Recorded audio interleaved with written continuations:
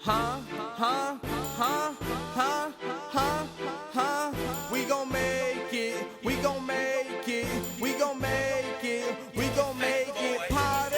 Lincoln Center lifestyle, not gon' make it. Circle of GAs, man, you can save it. Think about my life, nah, I don't wanna waste it. Wake up every morning trying to get my education. College, college, college, let's all get in knowledge. Do it for yourself, man, you gotta stay some knowledge. I'm going to college, he going to college. You can do it too, all you gotta do is study like Einstein, smart like Franklin. Wanna go to school, trying to get my education. Pie there fellas, geeked up crazy. Whole crew smart, trying to start an occupation. Me and DJ, man, we learn term. How did I escape?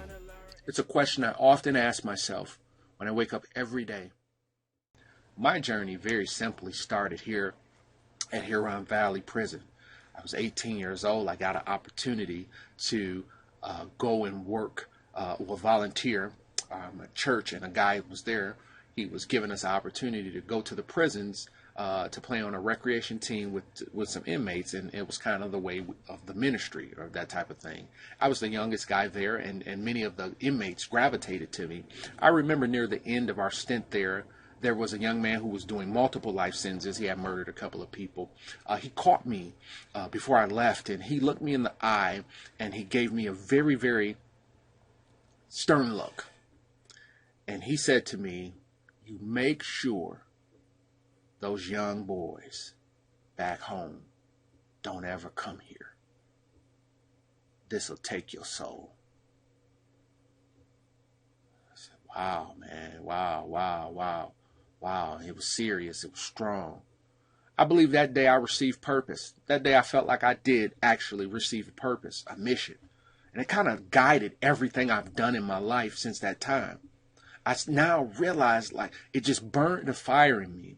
And when I was able to go from Huron Valley, it lit that fire in me that I had to do something.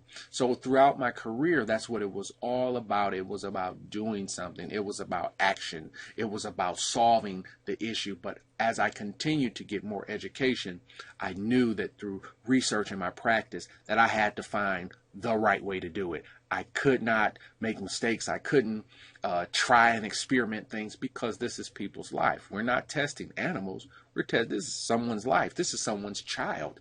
This is someone's future. You can't make mistakes doing things like that.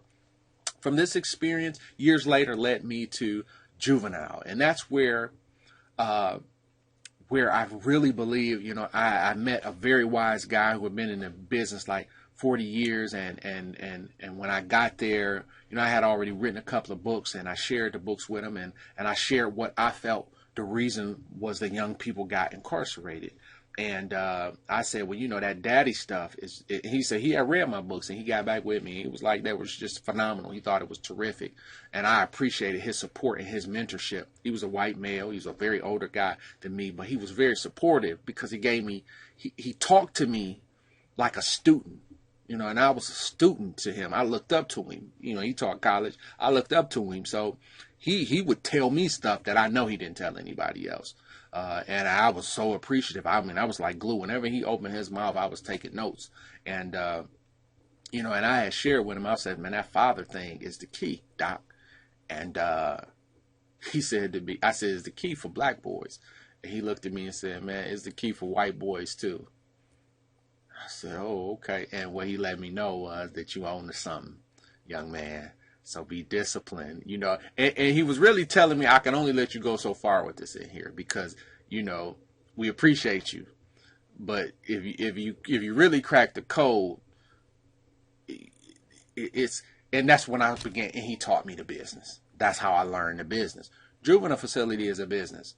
So you have to understand that it is not profitable long term for people to get better and good outcomes. You have to come up with a system, that kind of stabilizes itself. I remember when I was getting my master's in counseling, and they were teaching us, they were like, you have to have a 12-session system.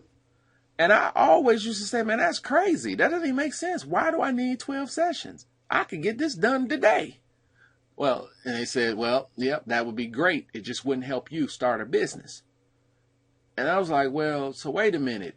My profit comes on the fact of keeping somebody else's problem going. And you said, yeah, that's how it works. And that's reality. It's the same thing that happens with social work. Social working is enablement. It feeds itself. So what it does is it enables people so they really still need you. That's what Dr. King said was the drawback of welfare. It enabled people, and it would make sure that they always needed you. So essentially, you set up industry, and that's what has happened.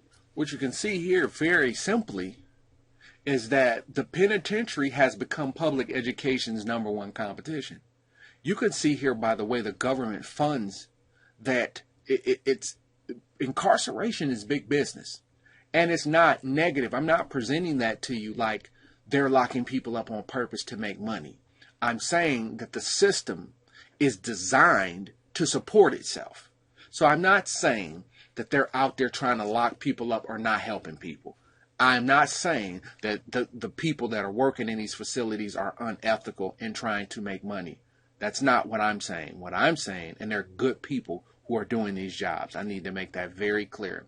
However, the system's infrastructure, it feeds itself.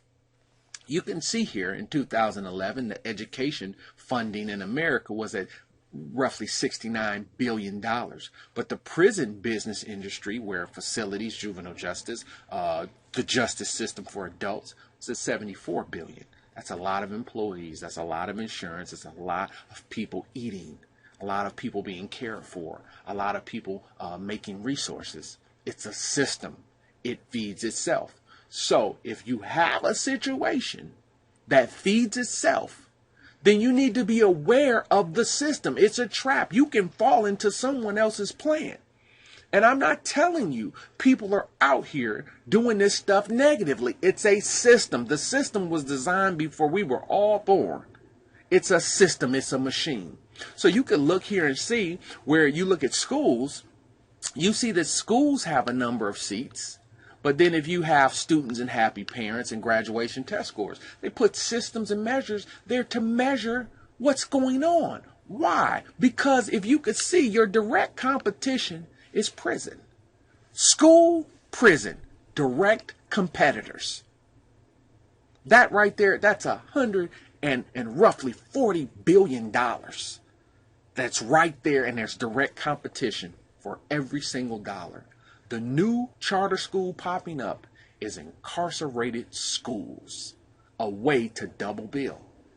People get upset because they say, well, it's a business and they're making money. Folks, this is business. And in business, I got news for you. The job is to make money. And that's the issue. Just so happen it's human capital. So our challenge is to figure and stay out of that trap. You can't get mad at the system. And the system does jam certain folks up. But we can't get mad at the system. We have to get smart and avoid and beat the system. And that's why we're here. When understanding the school of prison pipeline, there's some very key things we got to understand. The first thing is understanding the design of the American education system. It's in lecture format. It's designed to share information with you, and you sit there and retain it. But the black male learning distinction is completely different. Black males learn by what I call emotionally based communication. That's based on trust. It means they're seeking to make a connection with you in your words and what you're saying. That's why you hear a lot of kids use the terminology, you feel me, back in the 70s, you dig, you feel me. That's what they're trying to say. A lot of time that gets discounted because many of the people who work with our young people in our schools and in our jails are taught to be very distant. We're taught to disconnect. And you don't have to, it's a skill. You just got to be aware of it. But emotionally based communication is about trust. And this is very, very significant when you're working with people of color because we come from broken trust backgrounds with our families and things like that. And the second part about it is kinetic movement. That four-wall classroom still tends to be very oppressive to a hands-on movement learner. You can show men how to do things and they can retain data and catch on. But when you're trying to tell them and trying to get it, it's proven it's not working. We're not getting consistent results in that capacity. Also, we can see that was not working, low performing methods, is mentoring. Now, when it comes to black Americans, when we get a solution from the government, they always give us some programming. When it comes to other cultures, their solutions are always business oriented. You can see this with Hispanic Americans. Okay, Hispanic Americans have a problem and with work and immigration, and they get put to work. Their solution is work. When it comes to black people, our solution is a program. It's a grant, not work, not movement. A handout. We're seen as handout people. It doesn't work, dude. It's not working. Mentoring doesn't work, because if mentoring worked, mentoring would say this. That means I could bring somebody that went through something, and then I could get what they got. I can learn from them. Remember, black men are hands-on learners. So black men don't need mentors per se, because the definition of a mentor is a father or brother. So we know in the black community there's a father void. There's a disconnect.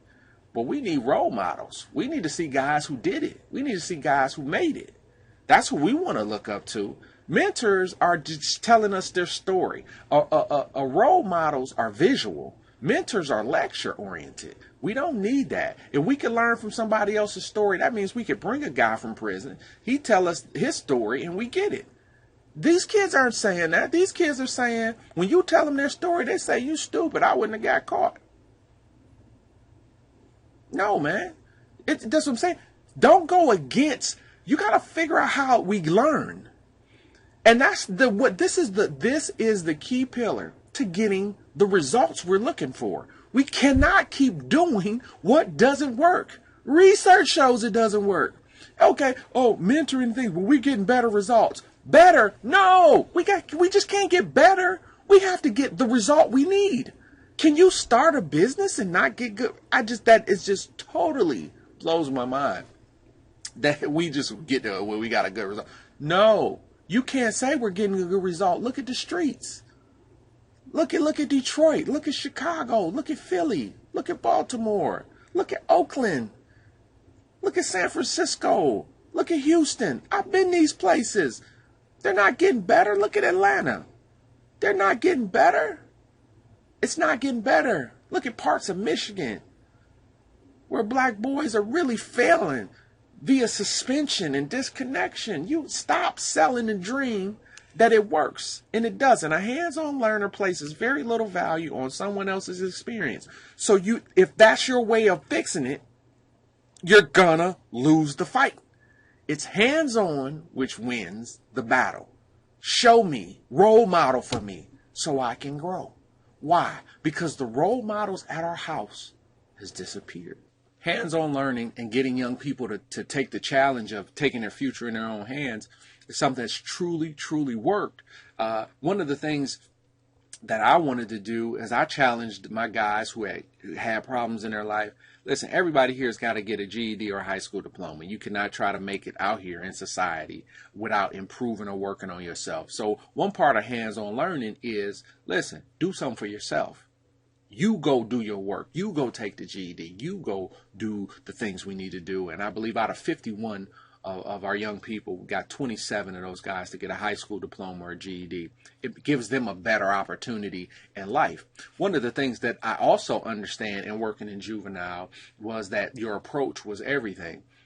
One of the things we saw that we know was not going to be successful is that when you work in a juvenile facility, the clinical practice you use is our theory, meaning they're scientific and they are some research oriented. When you're dealing with males and when you're dealing with particularly males of color, you have to remember, we're a physical, hands-on, emotional people. So which means you can't try to get into my head. You got to get to my heart first, and then I'll listen to you. And so the relationships that I had with the guys was paramount. Without letting down the guards of safety, security, and the boundaries, I was a pro's pro. I never played with kids. I don't play with kids. I will lock you up. I don't play. I never will. Safety, security of the facility and society is always job one with me. But I understood the human element of relationships with the guys. And so that's how my approach was, and what gave me some successful results and created some peace while we were there.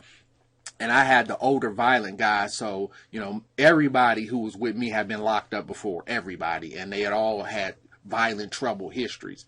But in our time, we were able to really have a controlled environment. Everybody who was with us at the time would obviously vouch for that. I mean, in my tenure of this research, in 3 years, I probably had 1.5 fights on a violent offender unit. That's unheard of. And our way of doing it was we had a great team of guys and ladies who worked with us, but we were able to get to the guys, listen, you got to get better. You're here to get better. And one of the ways we were able to help people get better was through their education. What I was able to understand was that it was going to be difficult to maintain this when you leave. Why? Because the support is not there. When you're trying to get better, it's the support of the environment is paramount.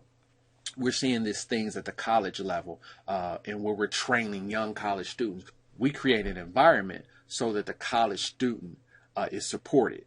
And without that support, we see many kids, irregardless of race and gender and economic background, get plowed, because support is so key when you're trying to change your life. And when people leave us, they don't have that support. Their support becomes back those negative energy, and it beats them. And that's how I know that there's no way the juvenile system, the way we do business now, it's not going to work. It kind of feeds the prison system by that you can add some new thoughts to the guys and everything. Most of these guys are pretty smart. Most of these guys, when they come here, they decide what they want to do. And when you see and you look at these guys, these are all young people I met on my path through juvenile facilities around the nation. And I have personal relationship with all these guys. Some of these guys are locked up. Some of these guys are out right now as we speak. And just good guys, good men, good hearts.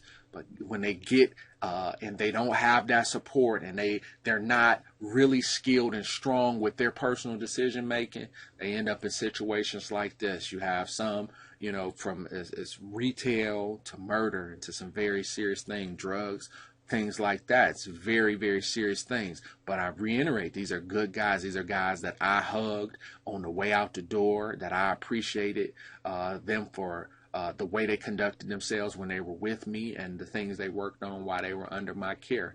And these are good men. These are good young people, but they were in a very difficult situation where they had been trained away 18 and 19 years in a lifestyle outside of me.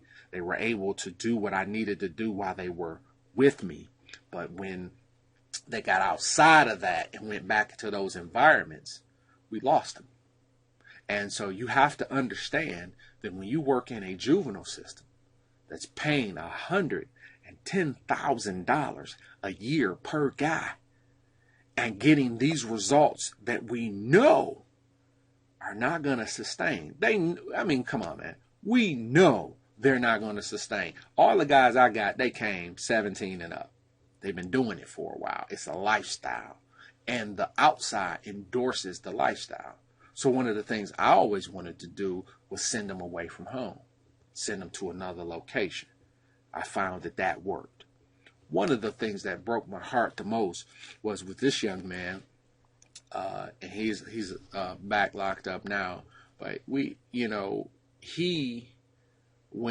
he got out, he stayed in constant contact with me with some things. He had got out, he had went to the adult system, and he had got paroled, and he needed some support and some money and things like that. And his heart was genuine to really try to permanently change, and he made some efforts to do that. But the environment, and the things that he was sharing with me, like, man, it was extremely tough. His family had some issues, some legal problems, and so he didn't have a place to stay for a lot of times, and it was crazy and it was hard, and it was a very, very negative thing. As I began to get really serious about my career as a researcher, one of the books that came out of that was College or Prison, The Male Crisis of the 21st Century, How to Educate, Discipline, and Keep Males in the Classroom and Out of Prison. One of the things that I really became fascinated by was my challenge was in working with the folks I was working with at the higher levels of government was I wanted to bring them concrete root causes of why things happen. So number one, the concrete root cause, not factors and symptoms. We know there's a lot of those. but what was the root cause of the illness that we were seeing with juvenile crime and prison numbers. And the first thing that I was the daunting question I was asked is, why do black males have these issues and these behaviors? And very basically, it came down to the father factor. It was the issue where that was bigger than all of us. It was 50% of our genes. It's the father, and it's the father's role in our life. Now, when you look at the populations and the changes in our population over the last 10 years and 20 years, you see there's over 25 million kids living separated from their father, and 6 million plus kids growing up with a grandparent. And the single parent is the new booming population, particularly for so many of these young people. But you see the incarcerated parent population with over 1.7 million kids growing up with an incarcerated parent. I remember just really weeks ago sitting in a college interview with a kid who was trying to enroll in a school, and we had to interview him. And he sat next to me, and he had said, well, he'd been taking care of his family because his father was locked up for the last 8 years. He's very emotional about it, and I knew what that meant. So I applauded him for even being to this point. And for him, succeeding in college meant something different than to others. And I knew what that meant. The thing is that the fact what folks don't want to accept or really understand is the father-child relationships is the most pivotal relationship to every single human being's emotional and personal development. Our father's presence and our influence in our life is extremely critical to our emotional stability and our wellness. And when you look and see what's going on with these young people, with the anger, the rage, the hostility, the discipline problems in school, the disrespect for authority, the violent conduct and acting out, man, you can look no further than the father factor. It's reality. It is an emotional deficit. And unfortunately, society doesn't embrace it. We call it the without a father syndrome, and folks have to realize this stuff occurs on 5 different levels. You have some people that don't know their father. You have some people who know their father, but he doesn't acknowledge them. And this is where you see a lot of that rage and that anger in this group, because that's rejection. And rejection turns into violence and hostility. Rejection is like the most dangerous emotion probably of all of them, because it is like it backs you against the wall. It's the hurt seed. And we're seeing that in our young black boys and boys of color and all boys. We can see that when that seed of rejection and I don't want you comes from that father, it gets violent, it gets dangerous, and it is a toxic emotion. We have some people who live with their father. Parents were married or lived together, but the man or the father doesn't know how to meet emotional needs. And that's what you see happening here. You know, guys don't know how to express love, don't know how to give hugs, don't know how to do things like that. And I'm telling you, that's dangerous, because you can be raised separate and cold and hurt. And many of our guys are dealing with those issues, the victims of the substitute father. Who are the substitute fathers? The mentors, the coaches, the preachers who are trying to sub for a father, the uncles, the grandfathers who raised them. They're substitutes, because what does the kid always say under pressure? You're not my daddy. Right. Why did the kid have to snap you back? You didn't believe it? I remember one time, I was doing a training for a school, and a lady's husband, he came up to me after, and he said, I just would like to hear you talk more about the stepfathers, because I did so much for my stepkids, but they just I did more for them than their father, but they just never, just accepted it. They just, they used to treat me so bad. Exactly. You're my research, man. You're my research. I'm trying to tell you, the kid doesn't want that. The kid wants his father. DNA, innate, his gene says, I want my daddy. All kids hope their parents get back together. Kids don't understand problems between adults. I got news for you. Even when they get to be adults, they don't understand it. All they want to do is grow up in a stable environment. That's mom, dad, and y'all work it out and get together so we can have a family and make cookies, popcorn, go to movies, and have fun, because that's what I want. We got a nation of kids who just wanted that life and didn't get it. And so what did they do? They turned polar, violent opposite, because they didn't get that emotional need and dream that they seen in their life. And number 5, you have the kid born out of wedlock. The kid born out of wedlock's in a really bad spot because that is a governmental indicator of poverty. And many people don't know that. But, you know, and we have in many sectors of society, we try to make mothers feel bad about their life. No, this is economic. This is an indicator of poverty. When they look in there, it is a governmental indicator of poverty. It's how you can track a lot of the services that are rendered. You can track a lot of the issues that we have. We can track it through the census. We can track Title I through there. We can track HUD through there, through that statistic of being born out of wedlock. So the thing I want you to understand, our father's job has 10 primary roles. I believe that's why the Creator gave us all a dad, and we have fathers to protect us from ourselves and from other people, to discipline us. There's a difference between mother discipline and father discipline, to provide financial means, to take care of us. You shouldn't be having kids you can't take care of. And we have many men who do that. And we grow up with a poverty mind and a poverty disposition. And the government pays for everything. The government buys our lunch. The government buys our house. The government buys our medicine. The government buys our clothes. And the government sends us to college. And we are enabled. And that's what we're seeing. We shouldn't call him Uncle Sam. We want to call him Daddy Sam. There's a method to everything. But it's dangerous. Fathers build and maintain our self-esteem, so you wonder, why is the world reeling under low confidence and broke down self-esteem? It's the disconnection from the person who you want the love from the most. It's our father. Our fathers provide us guidance, direction, education. Our fathers teach us proper respect for our mother, i.e. for women.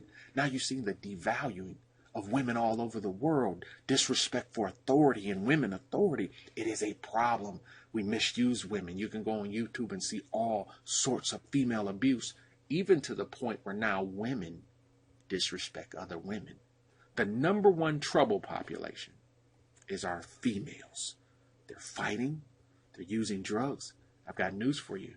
They're the ones having the babies, i.e. the greatest crisis of our time, the black female. And it all comes from our father. Protecting the virginity, the sexual conduct's out of control, being involved in the marriage transaction of both his kids, being a role model in conduct and choices. Kids want to be like their father, boys and girls. And ultimately, unconditional love, a love that never stops. I mean, we started this thing in 2005. We took it to the correctional community in 2008, and it was totally 100% confirmed. I gave this to well over 300 inmates and well over 51 juveniles in a period of time, and they all confirmed it 100%. Jesse Jackson III, you are right. That is me. And they all said it, irregardless of race, gender, and background. If you don't get those needs met, you're going to have the clinical term, which is without a father syndrome, i.e. daddy issues. Very simply, it's an emotional response to being disconnected from your dad. You know, you don't have the closeness. You don't have what you wanted. So you're responding. You're feeling some type of way about it. And a lot of times folks don't know how to deal with that. So it turns into alcohol, it turns into marijuana, it turns into sex with multiple women, sex with multiple dudes, it using money to cover it up, using work to cover it up, using church to cover it up, using violence to cover it up. And it becomes many issues come from this. The without a father syndrome, very simply, is the lack of emotional love.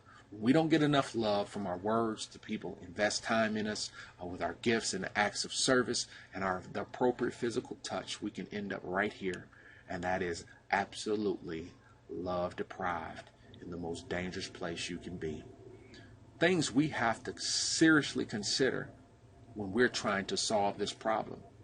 You have to know how we learn. You have to learn why black men, black and boys are the way they are. If you're trying to solve a problem thinking you know, there's many black men that don't know what's wrong with them. They're not able to identify it. And so when you're solving a problem in ignorance, you create a worse problem. And I believe that's what we have going on today, a much worse problem. One of the things I think is that we got to take a look at is the economic dangers. of the school to prison pipeline. We don't give that detail. I believe that really gets glossed over. I don't think people understand what's really happening. Well, if you look at it, remember what I said. The prison and juvenile business are direct competitors to education. Well, what happens as crime and things get crazy, the things you see is that we are going to have some serious problems. I mean, in 2008, we spent a record $51 billion on corrections. That's the corrections. That's the adult side. That's a record at that time. It's continued to escalate. No, what they like to tell you is that we're cutting back. Well, let me tell you, the government doesn't cut corrections. They may move the money around, but this government doesn't play with safety security. They will lock you up. They invest in locking people up. It's a system that they need. It's a business. It's an industry. It's just like farming. It's just like how they have to pay the farmers. They have to pay those folks too because they create incomes, free labor.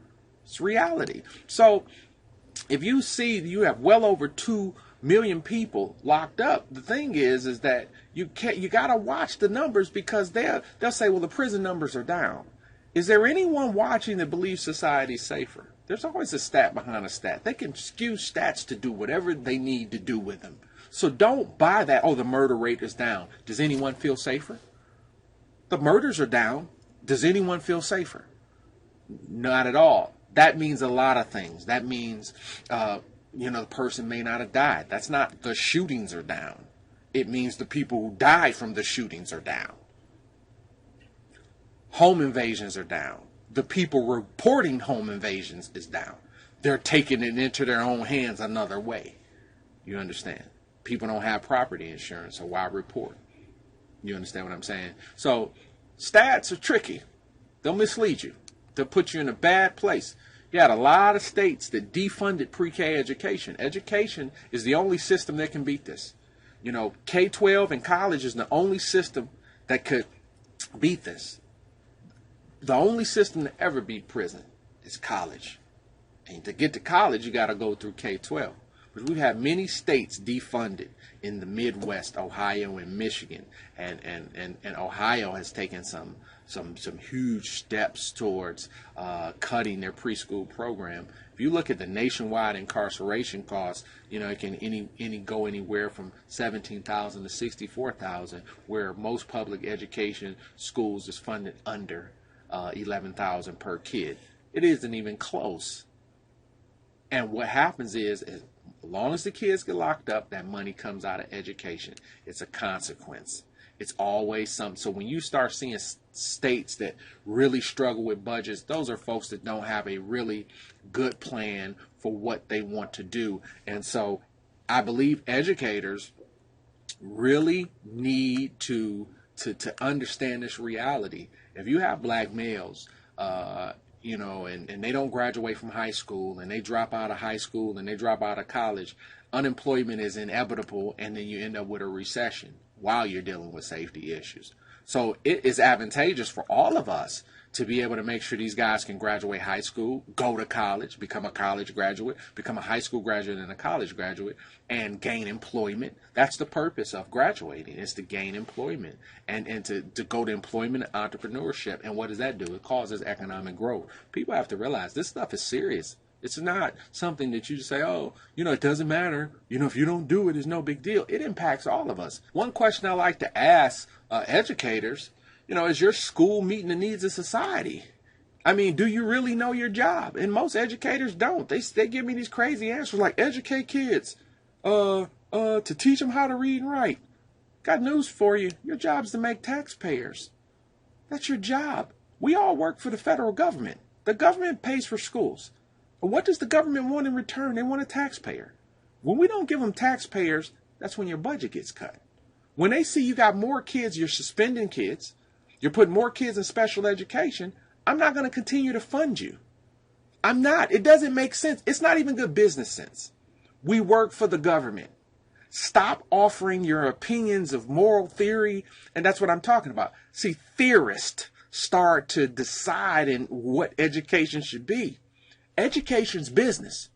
See, for a black man, education's business. College will save your life because it'll take you from one place, put you in another place, and now you can go make some money legitimately and go on with your life. That's the power of education in reality. And when we don't handle it like that and we handle it in theory, you learn how to read so you can increase your knowledge base. That's the power of reading. That's why we learn to do it.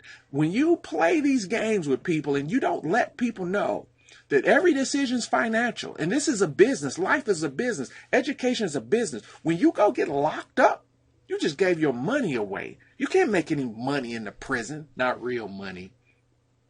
And that's what the story's not being told. And it is a dangerous trend because we're economically disconnected. And when I take that kind of knowledge to these guys locked up, they get it. They get it. The ones that I was able to really dig that in, they were able to see that, dude, I got to them by talking about money. It was this reality I was able to give to them when I was able to show them that the money is what we're going for. People say, why would you tell a kid that he's in here for robbing people, selling drugs? Why would you talk about money? It was the only thing they understood. Black men understand money. You can't help a black man if you don't show him the numbers. You got to show us the numbers. This is why so many guys, black guys, have excelled in selling drugs. They get the numbers. They understand that science and chemistry are things we understand. We haven't, why? It's hands-on. We can touch it and feel it. We can do it. You got to know how to get to the population. And a lot of us don't know. That's why we have lost generations. We won't even talk about money in our schools. Our kids don't even know that education will pay off. And that's why they're not connected to it. This is the thing that my agenda for doing this. Prison's not an option. Every decision's a financial decision.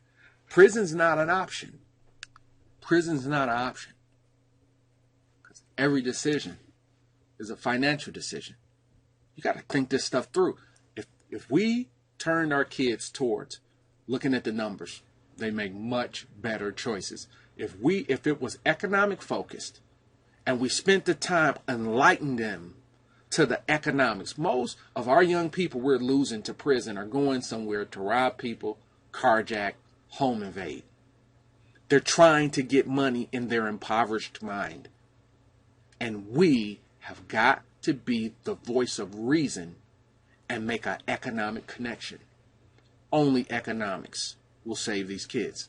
Not handouts, not stipends, but economics, making them alive, showing them they have options, showing them they have choices, showing them that money and economic success is real and it can be done legitimately. I believe it's very important that we look at characteristics that young people may have that make them high risk for incarceration. Doesn't mean that's going to happen, but you have to understand where you fit in the trap. If you understand that, you can make a much different decision and reroute your own path. So coming from a fatherless home, you don't know your father, disconnect between your father. It puts you in a high risk place. If you don't like school and you have poor academic performance and your test scores are low, it puts you in a high risk capacity, dangerous educational environment where a lot of violence is in the neighborhood and in the school. Your chances of not being successful are much higher. You won't go to school. The teaching quality is low because safety and security is an issue. You come from poverty, so you are Title I, you are free and reduced lunch, you are a Pell Grant, you are a person who comes from a deficit.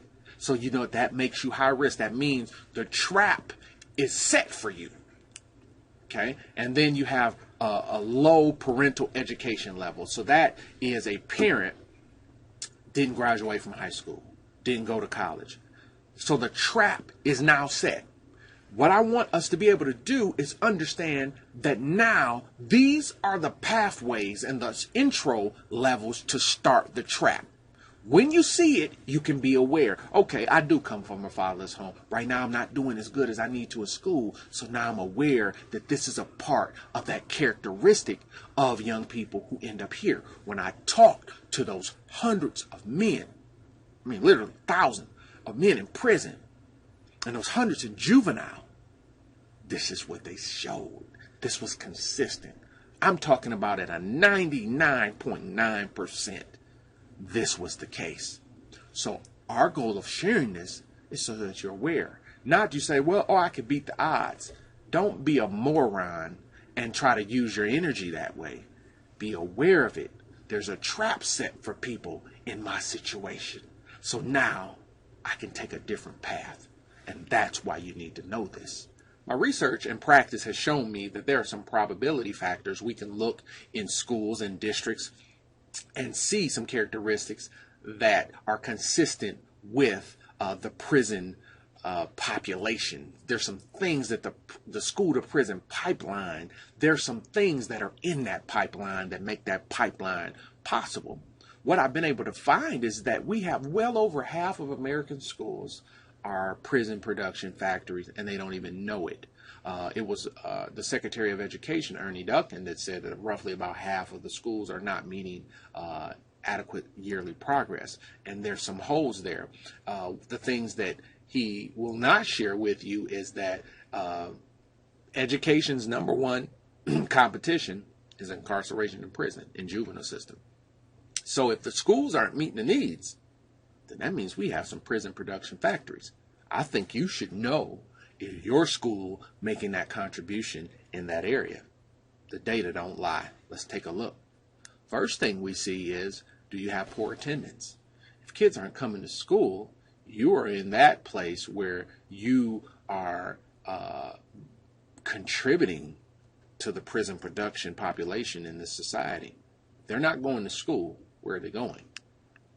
Does your school struggle with poor test scores? That's an indicator when we look and say, when we predict prison beds for 10 years down the road, it is real time. If a kid is by the 3rd or 4th grade is not testing at that level, it means the likelihood of them coming back or retaining that data is very unlikely, which means they're going to have other options, other things are going to come into play. It's just playing the numbers. It is reality to that. Now, any parent can stop it. Any kid can choose to stop it. However, most are following that pipeline. They're just walking down it blind like lambs to a slaughter. Are there a large number of parents in your school that have not graduated or gotten their GED? And if there is, that means you're dealing with a generational education issue. We are very familiar with first generation college students, but my research has shown me we have more first generation high school students in that Title I community in that impoverished America. There's an abundance of people who have dropped out, who are bringing their kids to school every day. So which means you're fighting a generational issue and you do not even know it. And that is something you got to be aware of. Because, like I say, I'm pretty good. I'm pretty good at what I do, but man, I don't beat genes. Genes are hard to beat. That means that's in the kid, it's in their DNA, and it's something you have to be aware of. Do you have unmotivated, disengaged, burnt out professionals working on your staff? What I found is that when you typically work in these prison production environments and you're a Title I school, as one piece of data highlighted that half of American schools are Title I schools. So this means poverty's increased over the last 50 years, as Dr. King said it would. Title I and those initiatives didn't help us. It actually set us further back because the way you do it is it's an enablement, and it's not a help. And you can't give money to a middle class person and expect them to strategize how to get poor people out of their hole. It doesn't work that way. If you want somebody to give you a blueprint how to get out of poverty, you got to work with the rich, not the middle class. The rich know how to do it. Who runs the school? The middle class. And this is what we have, those kind of results. And so it burns the teacher out. The teachers are burnt out. The teachers are ill prepared to deal with the poverty of the young people, and we're getting banged every day. So you have disgruntled staff, good teachers, people who love their sport, but they're disengaged from the process. They're unmotivated. They're burnt out, and they don't even know it, and it's dangerous. And what I have seen in my research, that well over 60% of every professional I work with was at a very dangerous level of burnout at some point in the school year, and that is a very dangerous thing. Are your kids running the classroom? I mean, many of these Title I schools, particularly you see that get turned over to these new organizations that are putting young, fresh teachers in out of out of college. They're in there getting run over. They can't manage that class. They can't do anything. And they get in there and the kids are running the class. I've done trainings with professionals that were crying there saying that they felt like the kids were running the school. And I take that very seriously, because that is when you know you're in a prison production factory. And when you have frequent suspensions and you have frequent expulsions and you have, your course of action is to send black boys and Hispanic boys to special education because their behavior is unbecoming, and now they're labeled EI, and now they're going that path of EI and medication and Ritalin and things like that, and you're saying they're ADHD. Listen, I mean, research says that one major entrepreneurial skill is ADHD, whatever that means. I've noticed that student behavior really changes from classroom to classroom, and I've noticed that depending on who is receiving that behavior, it's how they view it. So if these are the factors that you're experiencing in your building, hey, let me tell you right now, you are not part of the solution. Your building and your program is going the wrong way. Now, you may have came in and inherited this, but you can certainly influence things like attendance. You can influence things like test scores. You can educate your parents. You could start a GED program in there. I've worked with schools and they've actually done it. You can do things to inspire and to reconnect and rejuvenate your teachers. No way should kids be running the classroom. And I mean, you can control who gets suspended and who doesn't. When you see a lot of suspensions and expulsions, that means we have a very bad relationship with our population. Special education is used for those with developmental disabilities, those who really need special education and assistance with learning. It's not a place for bad kids, whatever that is, who won't mind and who won't listen. It's being misused. If that's you, you're a prison production factory. And you need some help, because not only it's the proven formula to go out of business, it's the proven formula to lose jobs, it's the proven formula to create bankruptcy to schools. And that's why we've had a historic number of schools closed around our nation in the past 3 years. While I was doing my research and my practice at the same time, I really set out to find out why so many young men did not like school and didn't finish. I had never worked with a person who graduated high school when they came to me in juvenile, and it was really about less than 30% of the guys that I met in prison had already had their diploma by the time they made it to prison. So you're talking about literally dropping out of school is a part of the character and culture of prison culture. So it's something that we need to know. The first one was easily distracted. All could get off focus pretty easily. The school environment, it's a hostile place, gang territory, things like that. So a lot of other things were going on in there. They had to sit out all day, so there was no movement. We said that earlier. Lazy teachers. Teachers didn't like to engage and didn't like to do a whole lot with them. Authority issues. They just didn't want anyone to tell them what to do. Anger problems. They fought a lot. Couldn't stay in school. Bad lesson plans. They said the lesson plans were disconnected from their personal interest. The material didn't apply to their life, so they just didn't care. Lack of parental enforcement. They said their parents did not support or make them want to go to school. The teachers' attitudes towards education was, I got mine, you get yours, whatever. It's what one kid said. And the classroom sizes, they were too big, not enough one-on-one instruction, negative attention. So they would seek behavior because of the deficits that came from their home life with father absences and the lack of love from home. They were embarrassed that they didn't know, so they didn't ask questions. Uneducated parents, the parent is a first generation high school graduate, and they didn't graduate. So the parents not educated, so they don't push education, and the lack of the father involvement in the process really, really does doom the process, and many of the guys confirmed that in the things they told us. If I was advising a parent the things in which you need to do to keep your kid out of prison, and these are the things that I've seen that have saved the lives of many of the young people I've worked with, This is the way it needs to be done. It's simply put, fathers need to be more involved in the lives of their children. And this is somebody who has their father already. If you're a father out there and you don't live with your kids, and particularly if they're young, the thing you got to get in there before this stuff happens. But even if it is happening, I have found that a kid is much better off with his father, even if they're over there fighting and acting crazy. Men have to work those issues out with their sons. It is a mandate on fathers today. They have to get better. We as dads have to get better. We have to fight that fight. It's not the mother's fight to go over there and relieve the duties. Fathers have to be more engaged. So if that young man's father is out there, literally, he needs to be dropped off with his daddy, and he needs to grow into that role and position. I've had mothers say, well, what if his father sells drugs? Obviously, you don't sacrifice his safety and security, but there must be a command and demand on fathers to step into their role. We can't give them passes anymore and say we don't want to be bothered with you. Fathers have to be held to the mandate. It's your child. We have to do it. And fathers have to learn. By watching things like this makes it easier to learn and to be open to it. Most of us, I've never met a man who wanted to be a bad father, ever.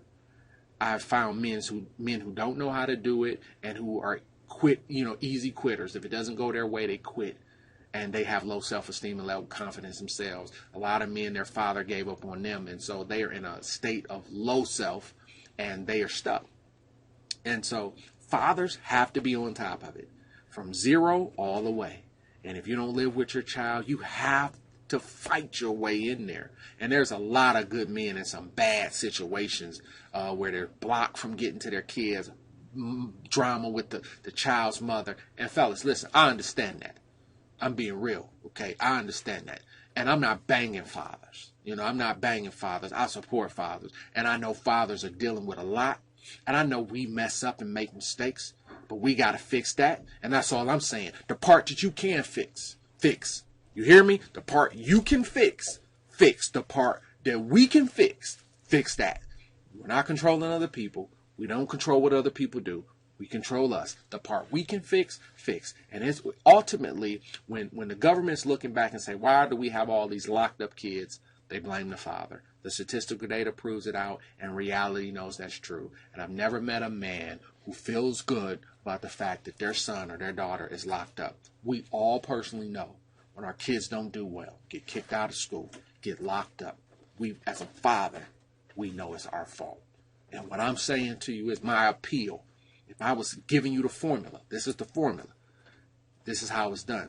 Now, if you have a situation, his father's dead, deceased, incarcerated, it must be the male next of kin, that there is a level of respect that has modeled the things you need to reroute that life. We can't have a guy saying don't do crime who does crime. We can't have a guy who smokes weed saying don't smoke weed. We can't have,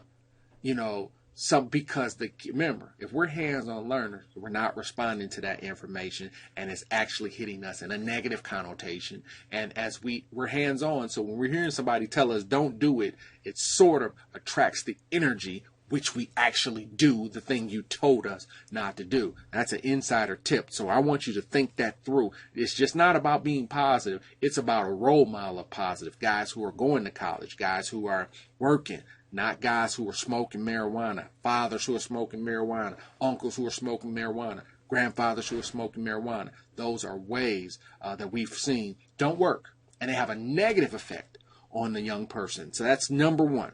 Fathers have to be more involved in the process in their kid's life, period. Nowhere around it. And if you don't have that father there, it's next of kin. You have to find you a role model. You have to find a role model so that boy can lay his eyes on, not talk to him, lay his eyes on what he's doing, because all men watch. And we're going to watch what another man is doing. So you want to put them around somebody that can watch how they handle their business. And that will increase your opportunity and your chances. So we're clear. If that father's not there, dead, deceased, incarcerated, you have to get that boy around someone that they can watch, not talk to him. Watch and see what's going on.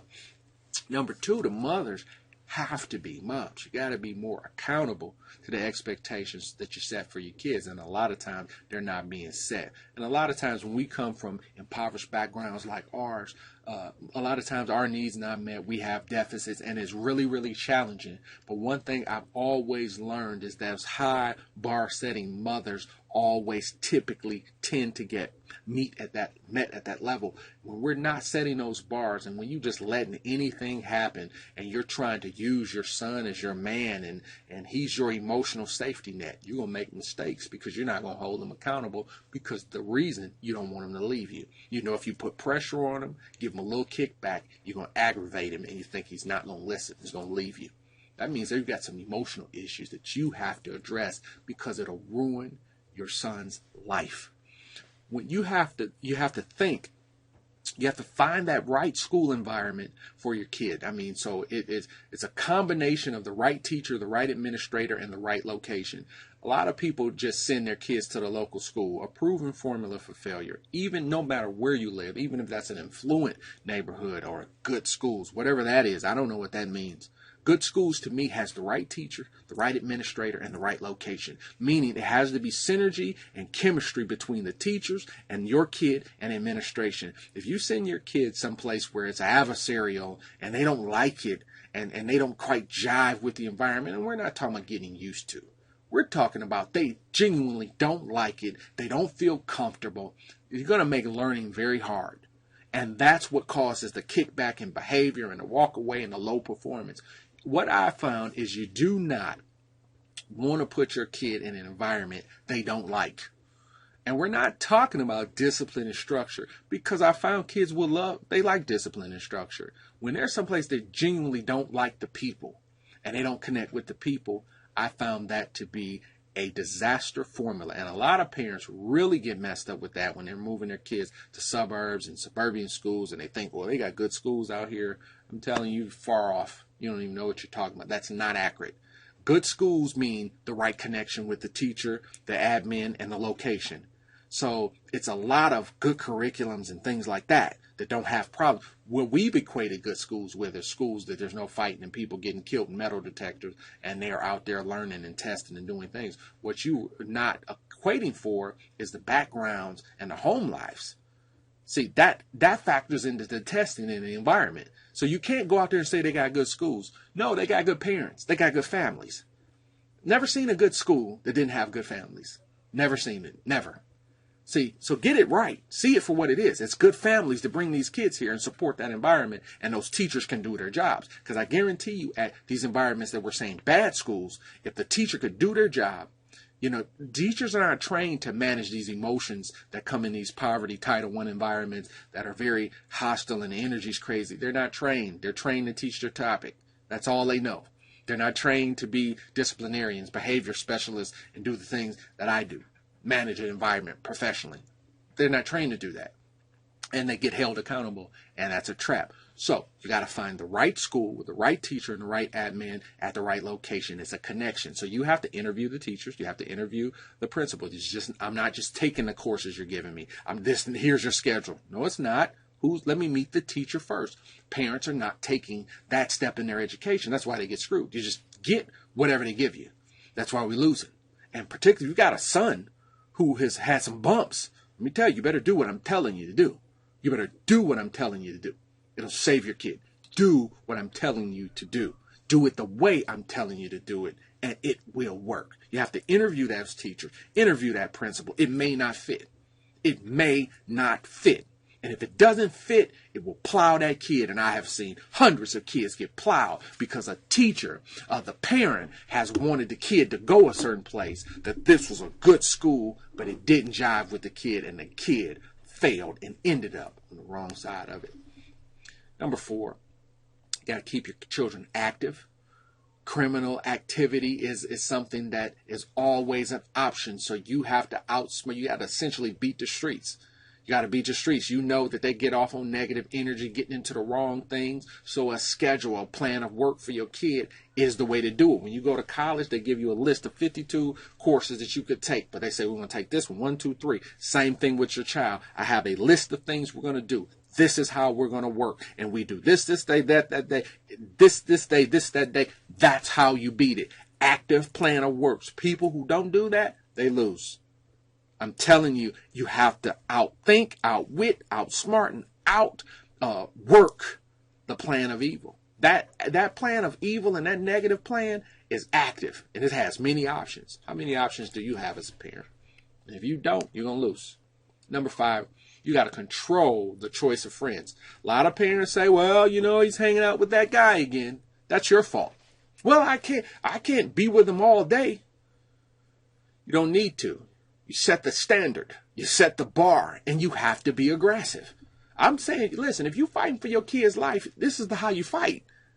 You don't put your hands up and say, oh, well, it may not work. Well, ultimately, at the end of the day, it's his decision. That's loser talk, and you're going to get loser results. That's not how these things work. You have to be aggressive. You do have to say, I got to control friends. I do have to see what you and your friends are doing. I do have to be involved. I do have to go up to that school. I do have to check these teachers. I have to fight for my kid's life, because when it comes, as any mother, any parent that lost their kid, and they will all 100% say, yes, you should.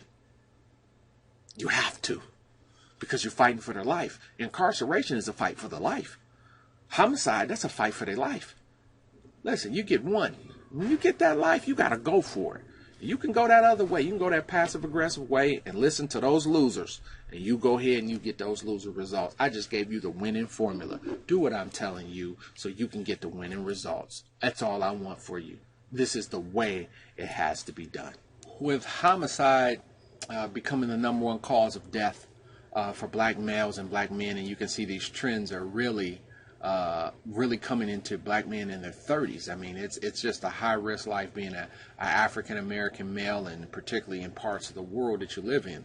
We have to have a strategy. We have to have an action plan. We can't leave it to chance.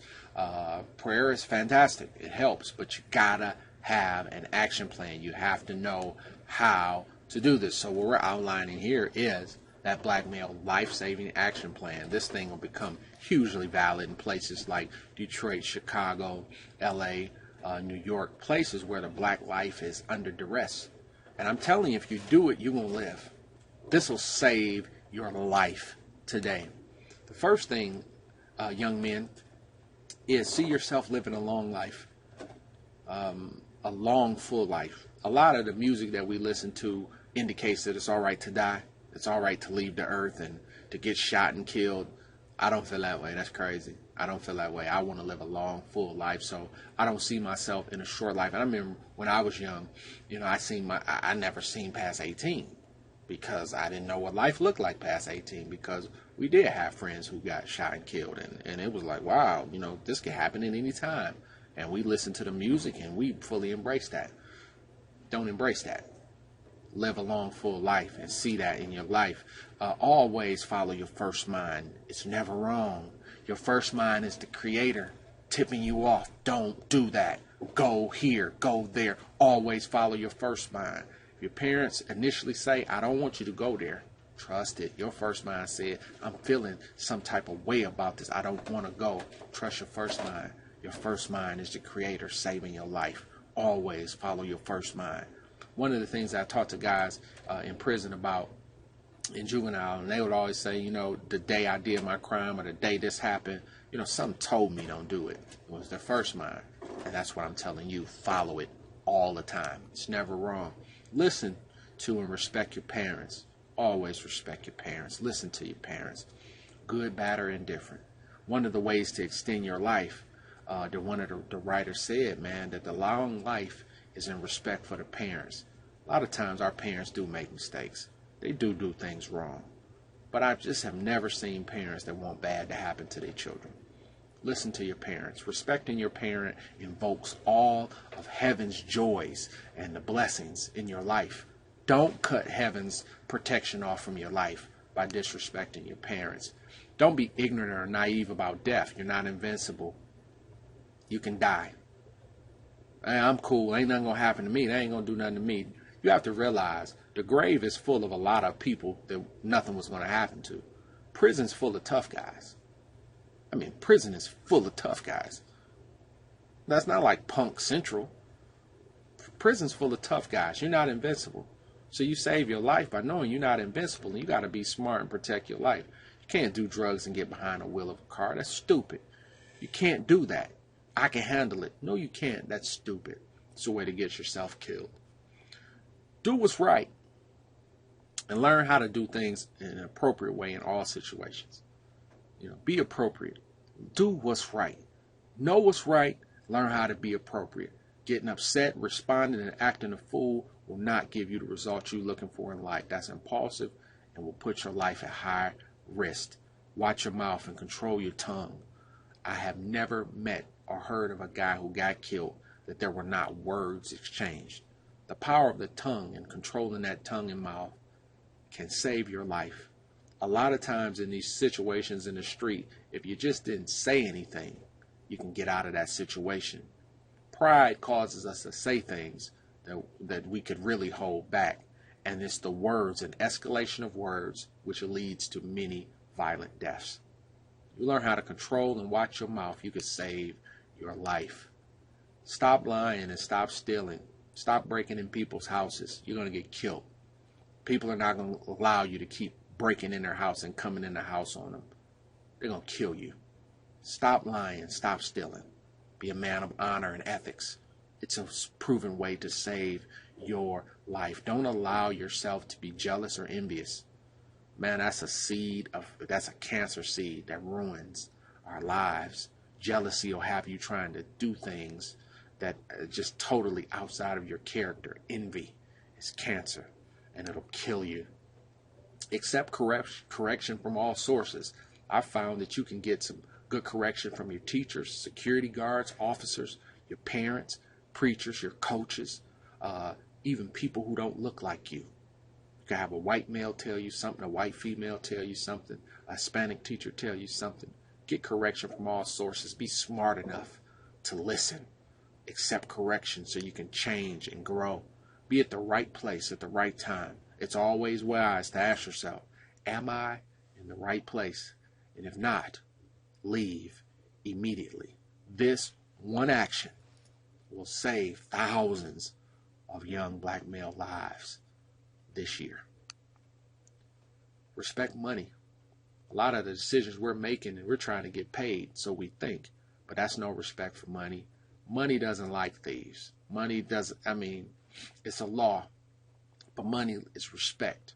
God made money, so money does not like disrespect. Money does not like to be killed for to get it. Money likes to be respected and cared for and appreciated. When you do that, you get a much better result in your life. You have to be smart and wise. A lot of the decisions we make are about we're trying to get money. But let me tell you something. You respect money, and money will respect you and stay with you. It's never how much you make. It's always how much you keep. Number 12, stop cheating. Stop stealing. Stop lying and hurting others to get money. It's very dangerous. Again, stop stealing. Stop lying. Stop trying to hurt others to get money. It's very, very, very dangerous practice.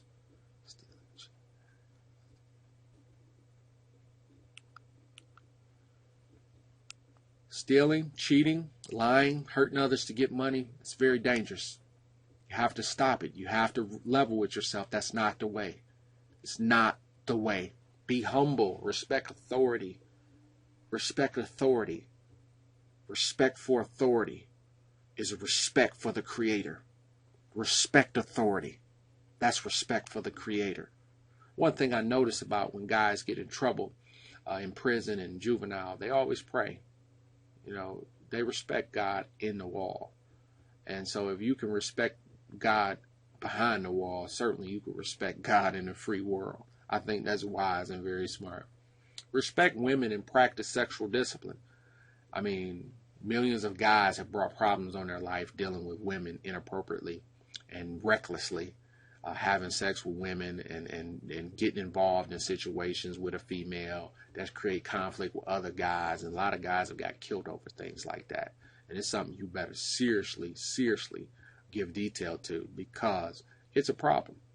It is a major problem, and a lot of guys have got killed over dealing with women. And it's a death trap if you mismanage it and do it improperly. And most importantly, is don't cheat on your wife and don't cheat on a committed girlfriend, because today domestic violence is totally out of control and girls are killing dudes for cheating and abusing them. Listen, these are proven formulas to save your life.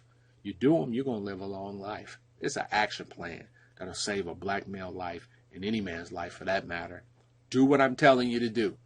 Take these actions, live these actions, and live a long life. I have such passion for the juvenile justice system. Many of my good friends really still working, and I've met some very good people there.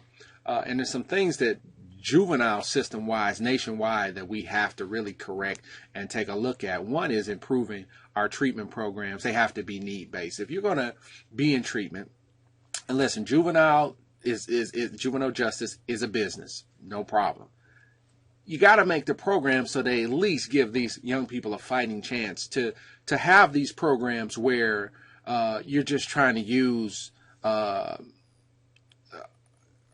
RBT and cognitive behavioral therapy working with black males. You that's a joke. You can't do that. We have greater issues than that. When you're working with black people, you have to use emotionally orientated thing. I had a discussion with a colleague once that black people need both therapy and counseling. Okay, so you can't just try to use therapy, and particularly those type of therapies with black males. It's just not going to work. We need both. We need counseling and therapy. So I don't discount therapy. You need it, but you need counseling too. That means you're getting more to some emotional clarity to get these young people on focus. It has to be more need orientation. It has to be something which looks at what's really going on. If we're paying $110,000 per kid, we got to get better results. It's no way you can, in 3 to 5 years, we've lost $110,000 for a year of treatment for a kid, $300, $400 a day, and we think we're helping, and we're not. We can get them to do good in our environment, but can we actually set them up when they leave? So you have to have treatment in situations that can set people up when they leave your presence. It's good to get them to do good while they're in the program. The goal is we're trying to win the life game. And when you're working with African Americans, you have to support the community and the society that you send them back to. A lot of times you sending them back to a society frustrated, upset, and they basically took a break from foolishness, but you didn't make an impact that will impact in their environment. And that's what it has to be, need-based. If you know we need jobs, why aren't you helping me get a job? And you have a lot of the old veterans in juvenile justice from that good old boy network who say, well, I'm not giving job training. I'm just going to do my treatment program and I'm going to change people's mind and you're going to like it. That doesn't fly anymore. And I think no system should definitely support that. It's just garbage. It doesn't work and it doesn't meet the needs of the population. In the same way we shut these schools down, we got to shut these juvenile facilities down that are not making sure these kids graduate from high school and go to work. Period. I don't care what nobody say. That's the way it is. If schools have to give us a taxpayer, juvenile facilities got to give us a taxpayer too. Now I do know there's age differences, and that's something we need to really look at. But when those older guys, I'm telling you, that's what has to be done. You got to train the staff. Many times this staff is not trained. These staff is just awful. And you get a lot of high school graduates, GED graduates, people with a minimum high school, people who missed incarceration themselves, but they're so underdeveloped as men and women. You get them in there, you have to think about this. You're working with someone who's from that background and you bring in a staff person who's just like the kid. You're hoping they're not, but the training has got to be at such a level of emotional training for the staff. We do a lot of physical paper training for the staff, to cover our backside. But the staff has to get better. The staff has to grow up. These staffs that I've worked with throughout my career, even when I was a staff person, we were pretty immature. And we were pretty too immature to be around a kid talking about being a role model and helping them. It wasn't there. So one of the things we have to be able to do is really to train the staff and what's going on and how to grow up. How to do your job, but how to really grow up, because nobody, when they were kids, said they want to work in a juvenile facility. We all do so by default. You check the backgrounds of records. You have athletes who didn't make it, knuckleheads, people get fired from other jobs, bad attitudes, and they all go to the juvenile facility talking about, I want to help kids. That's garbage. We need training. We need professional training. You can't do cheap training. You can't do $200 and $300 trainings. You got to bring in experts that can train and coach your staff up so you can get a better result. You can't try to cheap out on this, because one bad staff incident can close your building. It's done it to many. Mandatory completion of basic education. For certain age limits, they got to go there and get a GED or high school diploma, period. There's no way a kid should come through your education program and they don't have a diploma. I think that's disgusting. How can you keep a kid, at certain ages? And there's too many ways in America to get it done on a fast track. You can't try to put these kids in regular education like they're going back to regular school when they go back home. You're telling me with all this technology we have and all this expertise we have, we can't find a way to put a kid on a fast track system where they can get that high school diploma in a year or 2 years of treatment or incarceration? Of course we can. It's got to be mandatory. You get a diploma while you're here. You get better while you're here. Don't send a kid back to the street without a diploma. And that's obviously for kids with certain ages. You just can't do it. You have to acknowledge cultural differences. Black people are different. Many of these places that I've worked, I've seen that it's most white people who work at these places, and most of the kids are black people, and you got to acknowledge that cultural difference. You can't go in there trying to make kids like you, or if you black and working with all white kids, you can't try to do that. You got to acknowledge cultural difference. I've had Hispanic Americans, I've had Arab Americans, and I've had to respect those language barriers, all the things that come along with that, and you have to acknowledge that in the treatment. And if you will not give detail to the cultural differences of the people you serve, then you're ineffective. And we got to do better at it. Have a gender-focused staff. A lot of times you go to facilities, many of a male facility, you got many females working, in the therapeutic realm, and even in the physical staff, working with the guys. I can tell you personally, from talking to literally thousands of inmates, working with females for them is good. They like it. They're looking at you. No matter what shape, size, or age you are, they're taking you as emotional candy. I can't do that, man.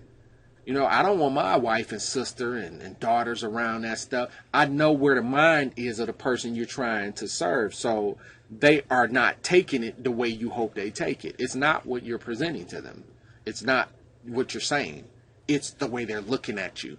And if I look at you as someone that I want to have sex with, I'm not going to accept treatment from you. Period. Now, at the prison level, it do what it do. It is what it is. But the guys at prison level tell you, I'd rather deal with a woman and they're thinking about every minute what I can do to her. And at that level, they're mature enough to accept that. At our level, we say, well, that's what I can do. And women can do the job too. That's not what we're saying. We're talking about how the kid's taking it. So who are we doing it for? The kid or ourselves? That's it. It has nothing to do with quality, good therapist, none of that. The kid is looking at you like candy. And you got to be a special professional to get past that and to use that for energy for production. Job placement and reintegration, all reintegration plans should be aimed at, listen, you got to go to work and get yourself working and start working to improve your life. I just think that's very critical. And then the father-focused healing treatment. One of the things I did when I was doing treatment was that, we did a lot of father stuff on a weekly basis and let all the kids from all the other pods come around and get some father help, because so many of us had issues and we needed help. And it made a difference. I mean, it made a huge difference even for the adults. It's something that has to be in your treatment program. Judges and lawyers must understand the new role in their life. You know, many of these judges are parents to these kids. You know what I'm saying? You're their authority figure. They listen to you more than their own parent. So you got to know that. You know, these lawyers, you can't be reckless and lying to kids and saying things and misleading and misguiding them. You could be doing something. And, you know, you got reckless attorneys going there trying to get kids out of placements that are waiting to go do a crime. You get manipulated because you don't know any better. Then you get the lazy ones that don't even care whether you get out or get in. We got to do better to help and serve our population. You have to reinvest in parent education. So if you have a kid locked up, you got to be doing parent trainings. And that was one of the things that I encouraged. Let's bring all the parents up here and let's tell them what's going on. Tell them what they need to do. Tell them what we're doing with their kid. Now the parent becomes a part of the treatment. I always know from being in education, you get a better result. Period. And last but not least, post-secondary education. You got to be returned to taxpayer status. If a guy is leaving out of juvenile and he can't go pay taxes, can't get employed, I'm telling you, I believe our treatment programs fail.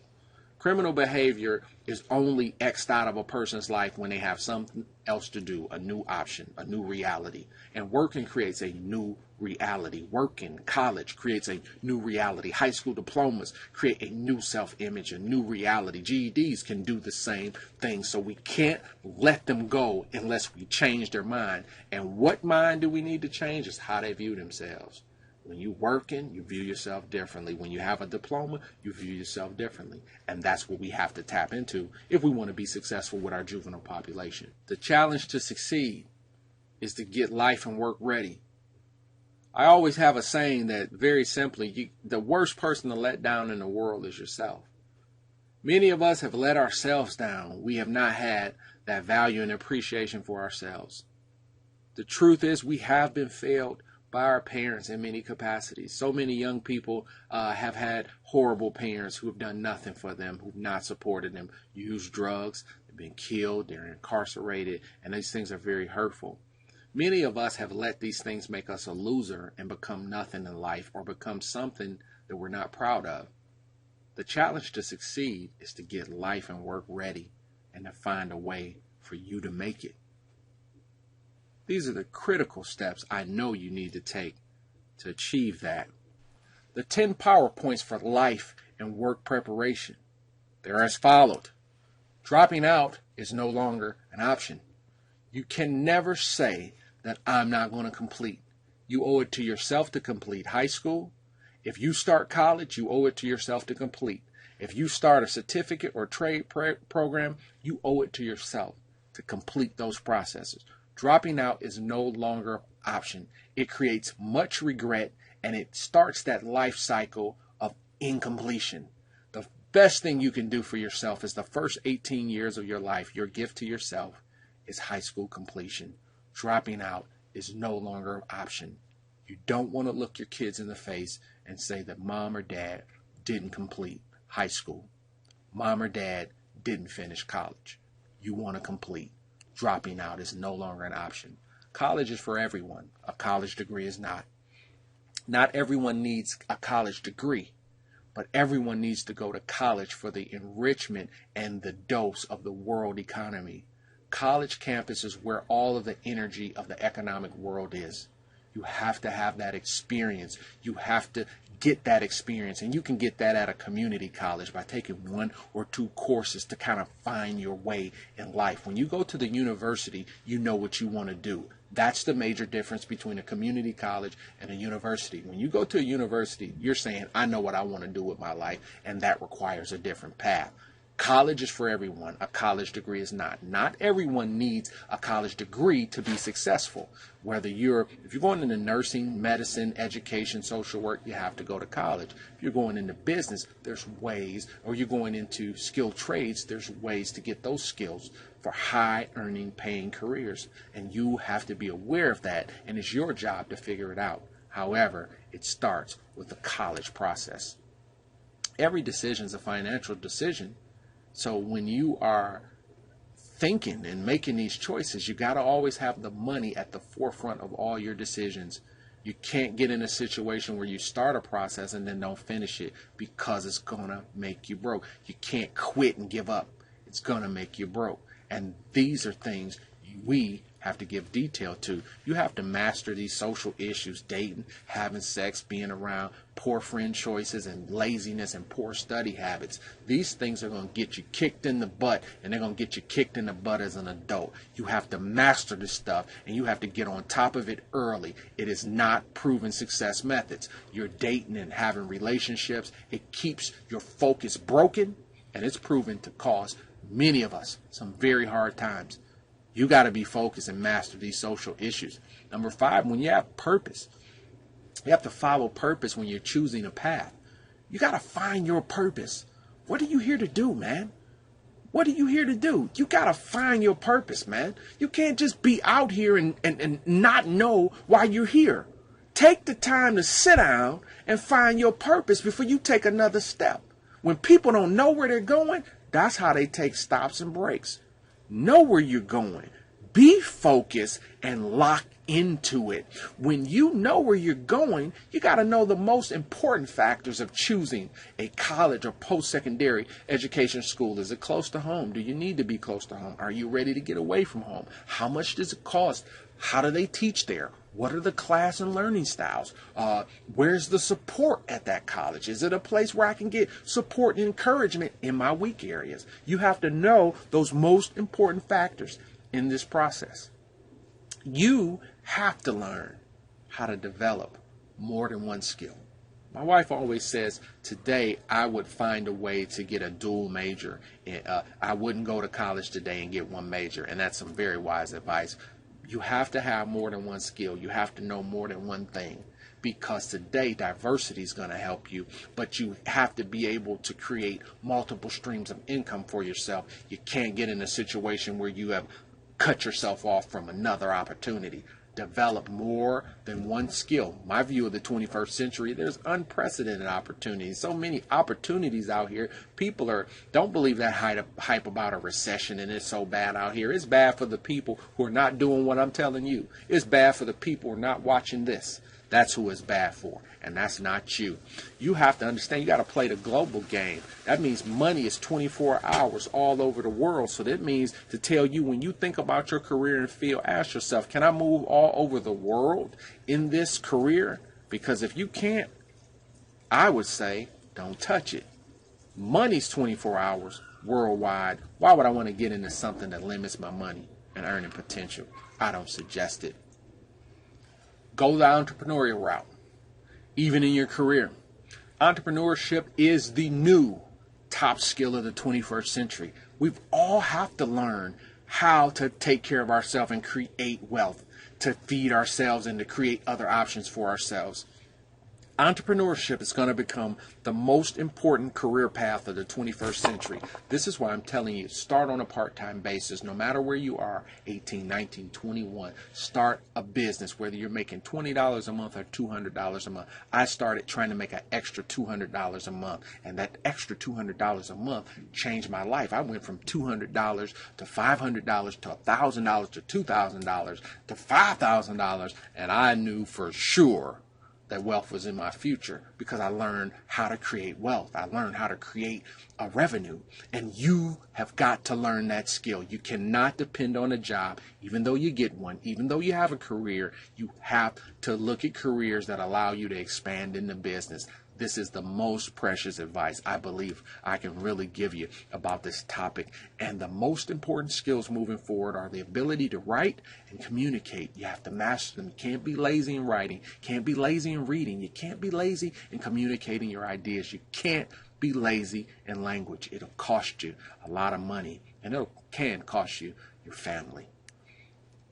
Last but not least, you got to find an alternative way to fund your college and your post-secondary education. I don't believe it's wise to go bankrupt, to go to college and taking out loans and things. I just believe in America there's so many opportunities that you can find a way to pay for college, to pay for that opportunity, and you have to be wise about it. This is a business decision, and when you take those loans, they're going to get that money back. You're on the hook for that money for the rest of your life, and it's our job to really be cognizant of that and to plan appropriately. There are alternative ways to pay for college, pay for post-secondary education in America. I don't believe that more than 20% should ever come out of pocket, and that means you need to find the ways to do it. Seek the opportunities, and they show up. I've seen too many people do it. It's happened for me, and I know it can happen for you. This is the formula which I believe encourages the greatness that you need. It is the challenge to succeed. It is you making all the strides to do something special for yourself. It's you not giving up on yourself and giving yourself an opportunity to succeed. Reality, everything we're talking about is about really getting money. You know, a lot of people say they're getting money and they say it's important, but reality, are you really getting money? The game is that it's all about the money that you keep. It's about creating wealth. It's about creating a situation that's positive for yourself. You steal money, rob people, kill for money. It creates a curse in your life and it brings poverty. The reality is this is what it's about. This is what education is about. This is why I'm saying the things I'm saying. This is the reason I'm saying prison's not an option. Respect the process that takes us through the classroom, gets us to graduation, creates moments like these where we know we have made a great accomplishment. We can find good work and become a part of the workforce. These are things that are honorable and that we can appreciate in life. Ultimately, when people don't make good decisions, they end up here. If you're one of these men, always remember, Doc loves you. I appreciate you, man, and I'm just trying to encourage you to stay moving forward. No matter what you do in life, some of the decisions we make really do set us back. But always find a way to keep your hope and trust and your faith in yourself. Your Creator loves you, and you got to find a way, in spite of everything you've been through, to love yourself and keep your hope. Always explore your options. The more options you have, I believe life really gets better. That's why we believe in going to school, entrepreneurship. Make plans. Write goals. Writing those goals down gives you a leverage and an advantage that only 10% of the American population have, a written goal. When you make plans and when you make those precious plans, then you can do the impossible. Shock everybody and create the life you want. Prison's not an option, because prison's not a place for a person like you. Follow the system, follow the blueprint, and avoid that type of life and see how special life can be through the process. Self-planning, self-evaluation, and avoiding the trap. Make your own path, your own road, and I guarantee you, you'll enjoy that much better. Never forget, every decision is a financial decision. Therefore, choose wisely.